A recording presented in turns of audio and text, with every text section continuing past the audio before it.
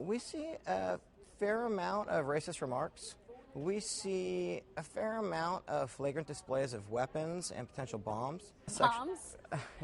You'd be surprised. You would be surprised. Meet Max Drucker, a social media investigator. For a price, his company will comb through the online presence of job applicants. Do you think that the workforce gets it, that corporations are looking at this stuff hard? They understand that employers are looking at this information online. A lot of them are frankly lazy, and they don't actually look and research what they've put out there and clean that up. A lot simply don't really care, it would appear. I can imagine the first thing people think is a complete invasion of privacy.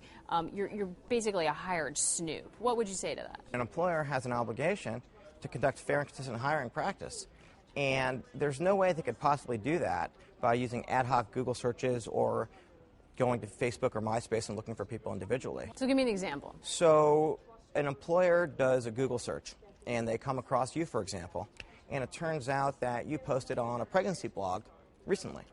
So that employer is exposed to the fact that you're very likely pregnant.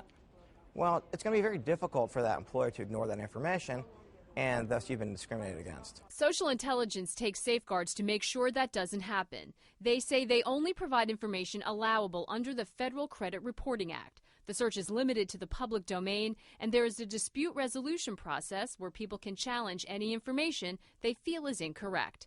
Though Drucker has run thousands of checks, he's still surprised about what turns up. So this given individual, on his hi-fi profile, public, is that this person has an assault rifle right here.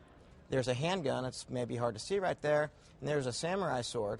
In addition, this person... The triple play. Right, the triple play. And in addition, no, it's a quadruple play. He's got a beer can with all of these weapons. Violent behavior tops the list of employer concerns, but there is other criteria that may not be as obvious. Also, for some employers, where it's relevant for the job, we can look for poor written and communication and grammar skills. So grammar.